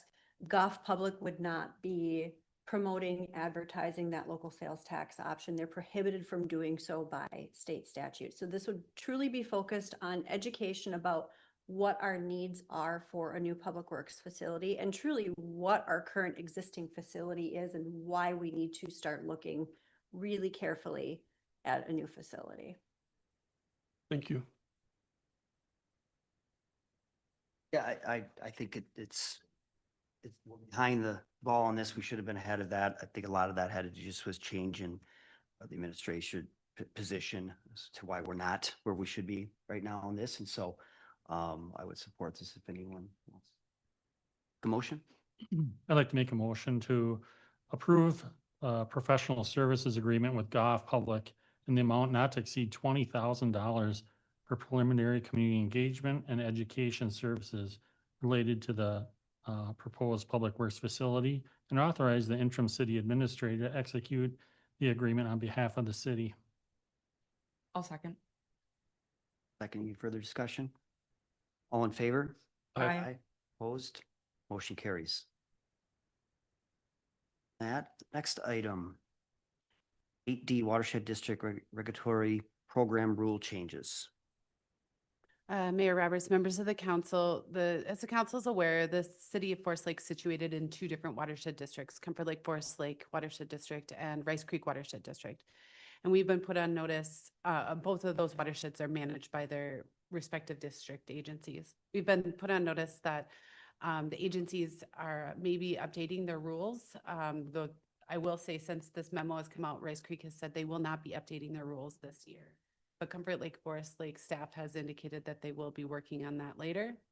Staff has put together for your consideration a letter to submit to each of the districts. Even though Rice Creek wouldn't be updating the rules, it's not bad to just also let them know that these are some things we hope they look at in the future. But enclosed in the letters is some concerns for each of the districts. Each of them are slightly different, and ways in which they're affecting the community are different.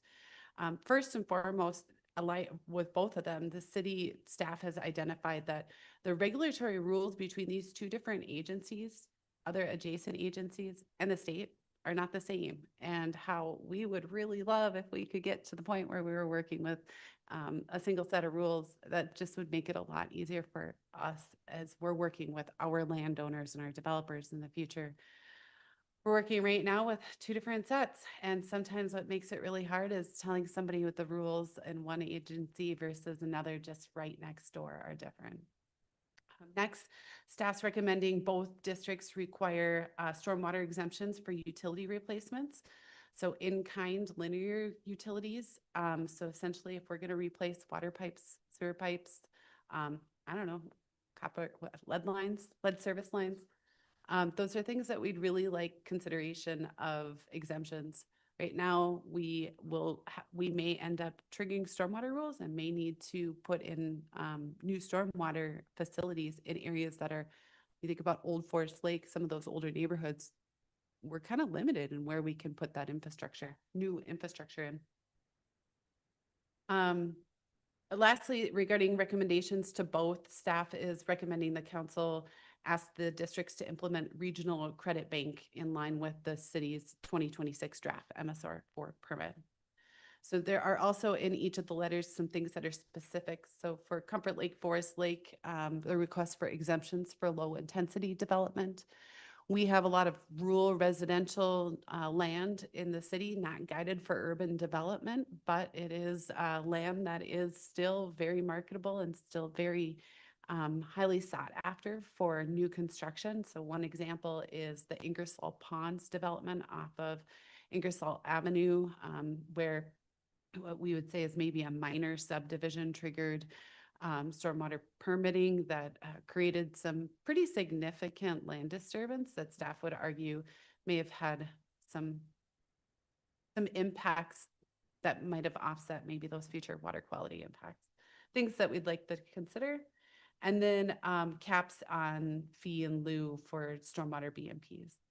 For Rice Creek, the one thing that we indicated a streamlined alternative compliance sequencing, essentially allowing for sequencing through stormwater treatment options that demonstrate feasibility and infeasibility. All those concerns are on the enclosed memos for each of the district's regulatory rules, and staff is recommending the city council review the enclosed letters and if favorable, move to authorize Mayor Roberts to sign the letters prior for staff's transmission to the watershed districts. I will note too that the letter to Rice Creek Watershed District does have a couple typos that it will end up just fixing before Mayor Roberts signs it if you wish.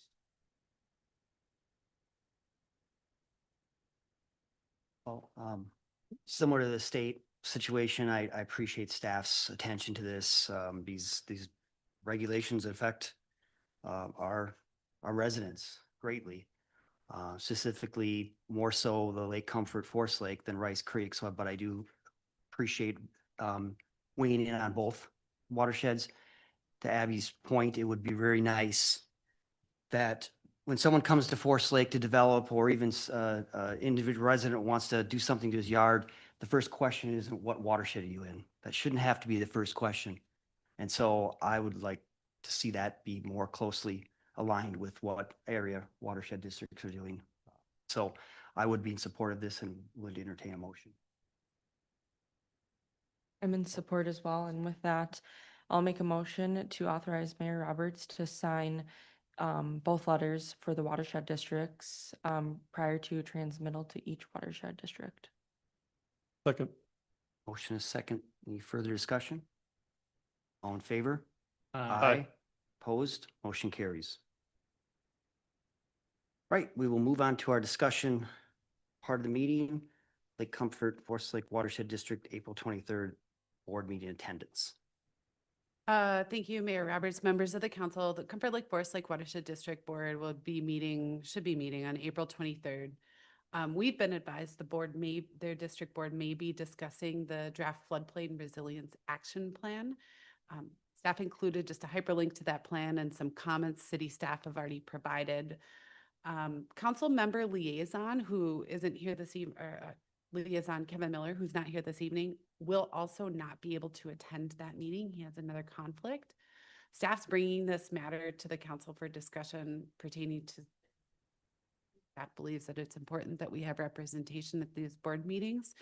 And so I just thought we'd bring this to share with you some of the concerns that the staff has with the floodplain resilience action plan, the potential for creation of a new floodplain overlay, project areas that are critical for future city stormwater needs, and projects that are in areas that are suitable for non-residential urban development. So this is just on your agenda it wasn't intended necessarily to talk much about the plan or the policies, but really more than anything to determine representation at that meeting on April 20th. I think it's important that council member and potentially staff member possible would attend that meeting.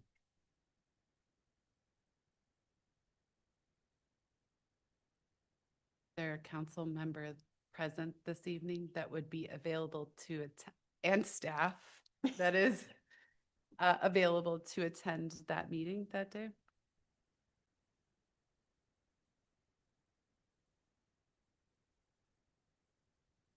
Yeah, I'm able to attend. I think staff can take a look between your staff that's here tonight and clearly Public Works Director Adams, who I mean he didn't show up. So We should just nominate him, put a motion on that. we can definitely have representation with you, Councilmember Erickson. I think it's important. This is just as another example of overreaching power by an appointed body, and it needs all the attention we can give it. And I appreciate staff bringing this to our attention. Right, we will move on to staff updates. Ellie. Our audit officially took place last week. The auditors had a conversation with Councilmember Miller. He followed up and said it went great. I am a little bit sad because he was really excited about it and it was a 5-minute conversation. But I guess that's a great sign. It was only 5 minutes. Our financial analyst started today. This position was approved by the council a couple of months ago, and she comes with us with 17 years of experience from Ellers, who does our 10-year plan.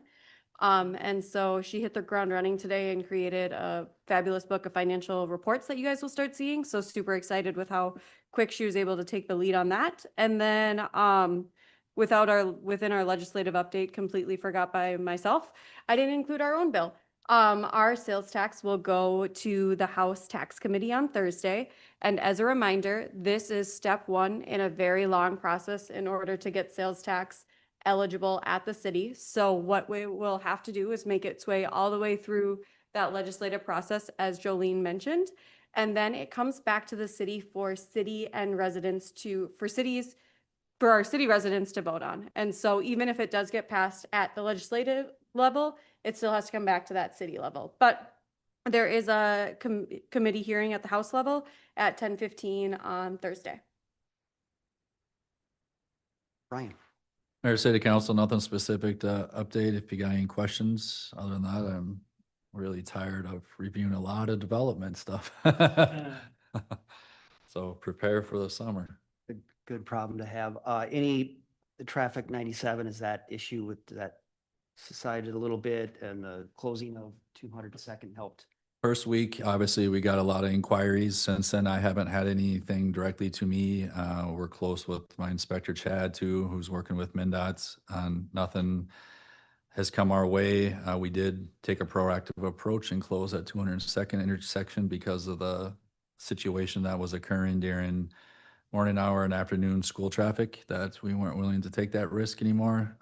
So we closed that down and forcing them to go down to the signal at Headwaters Parkway.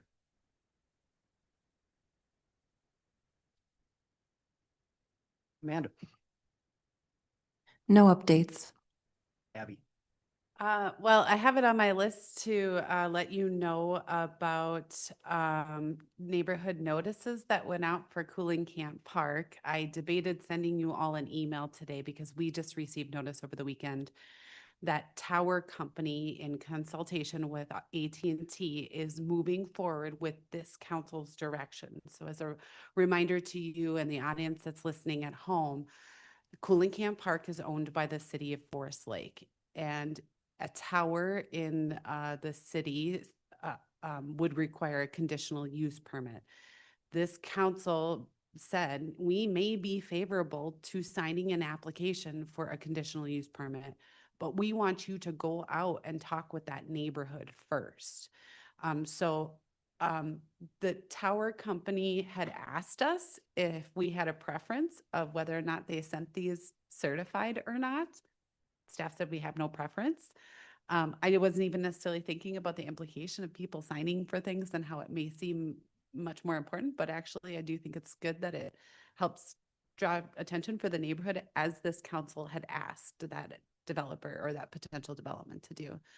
So the process is they're going to hold this pre-application neighborhood meeting to essentially field the interests of the neighborhood, talk about opportunities and constraints before they would come back before you and ask to submit a conditional use permit. They can't move forward without even coming back to ask you if the city is willing to sign on that. So that meeting is an open public meeting, April 30th, right here at 4:30. Just let me know if you're going to be here. We'll probably just post notice if there's potentially going to be a quorum of Planning Commission, Council, and or the Parks Commission. Do you have any questions about that? I just want to add on, Abby, just based on the comment that we received tonight from one of the residents, I just want to make it clear that it was not the city who paid for that certification. No. Those fees were paid for by Tower Company. Those were not city dollars used to mail those out. That's a great point, Jolene. Thank you. I think that also just a point, any actions right now are the actions of the private companies that are seeking to potentially do this. This is not a city action. The only thing the city has requested is they go out and get some public input before we consider signing on an application. So city staff is not incurring any costs, but we will have representation at that meeting as well, just so that we can hear what the neighborhood has to say. Do you know what boundaries, are they larger foot per that spot where they've notified than what we normally do? I think they did. They did in excess. I can go back and take a look and report back to the council. I'll shoot you an email tomorrow. I do believe they did well in excess of what would be the city's notification requirements, because when we did talk with them about our limited, that we generally don't end up feeling the neighborhoods definitely don't feel like we've noticed far enough. And I appreciate that. And the certified letter, I understand, it's a little bit overwhelming. But I think it's a great way that they're, they for sure get that. I wonder, even though this is the company that's doing this, that the fact that this is in a public city park, that we can't help with some maybe social media, because, yes, it affects the neighborhood more, but also we have residents bringing their children to this park and they might want to weigh in on whether or not, I mean, they'll have plenty of opportunities other than this neighborhood meeting, but I just, as forward as we can be on this, especially since it's city-owned and park, I think the better. I think I can definitely work with that company to see if they can help put together a social media piece for us to post on their behalf. My only concern is I don't necessarily at this time want this to seem like it is a city initiated action. Should they do this neighborhood, or they're going to hold this neighborhood meeting, they'll have to come back and ask the council if the council will consider signing on the conditional use permit application, and there will be additional neighborhood and public hearings and meetings after that as well. So I think we can work to see if there's something they could develop for us. Abby? The only other things that I have is very much like Ryan, development is dominating the planning zoning offices right now. Things are moving. We've got another new concept plan, kind of that same area east of Highway 61, north of County Road 50. Just as a reminder, your next workshop, you've agreed to meet with Headwaters Land Development to talk about some infrastructure, roadway infrastructure phasing cost share. That's on your next workshop agenda at their request. So if you have any questions about that in advance in the meeting or anything you want staff to prepare, please let me know this week so that we can be prepared for that meeting. And then lastly, you might have seen in the weekly update, we received a rise in deck permit application. So I think lots of people are starting to, I think it feels more than just think spring now. These last couple of days feel really nice. So that's all I got. Thank you. Amanda? Nothing tonight. Joel? Couple quick updates. We talked about this a little bit a few weeks ago, but we're seeing a resurgence in this just today. There has been an uptick in a phishing scheme, which is using public meeting materials to reach out to various applicants to try to solicit payment to these criminals posing as city officials. So today, Abby made us aware of one that was actually sent allegedly by Mayor Roberts requesting payment. And then one of our gambling permit applicants actually came in today and had received the same type of an email notification. So it's clear that our public meeting materials are being used by these folks to try to solicit some fraudulent payments. It's really disappointing. This is happening. Unfortunately, there's not a lot that we can do because we do have an obligation to the public to publish our meeting material. So we're going to do a little bit more public education on this with some social media posts just to keep folks aware that this is happening. But if council, if you're hearing folks, comments or concerns from folks, definitely send them to staff and let folks know to not pay invoices or click on payment links that they're receiving through emails that might look that they're like come from city staff. Secondly, our parks, since Dave's not here tonight, our parks are officially opening on April 15th. I know Park by My House has been busy, so I think folks are really excited and anxious for spring. So they'll officially be open on the 15th. And then finally, next week at our workshop, we're going to be focusing heavily on the public works project. So let's hope that everyone's prepared to have some really in-depth, extensive discussion about this project, because I think we need to really get ahead of a couple things on this project to make sure that we're staying on a good track here. That's all I have tonight. Councilmember Valento? Nothing for me. Just a quick question for Jolene. With those people that are submitting applications, are we giving them clear direction that, hey, there's some phishing going on and really be mindful? Is there something that we can provide them? I think we need to start doing a better job of that. And today was our first experience with having a non-zoning planning applicant come forward with a concern. So the reach is spreading on that. And I think we need to do a little bit better education with our applicants to let them know to be very, very wary of those emails. Yeah, thank you. No other updates for me.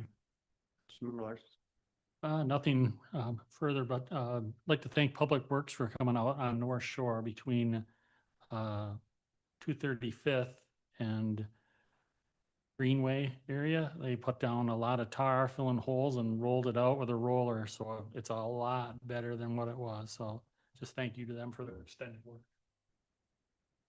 I have nothing more this evening. Willing to entertain a motion to adjourn. So moved. Second. Any further discussion? All in favor? Aye. Opposed? We're adjourned. Thank you, everyone.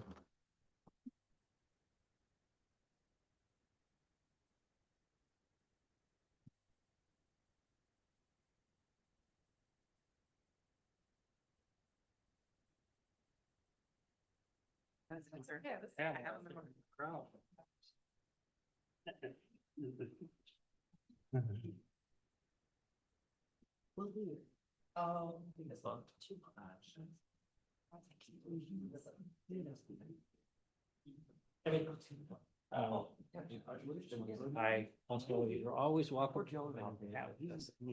door with shouting. Review the rules on all entities.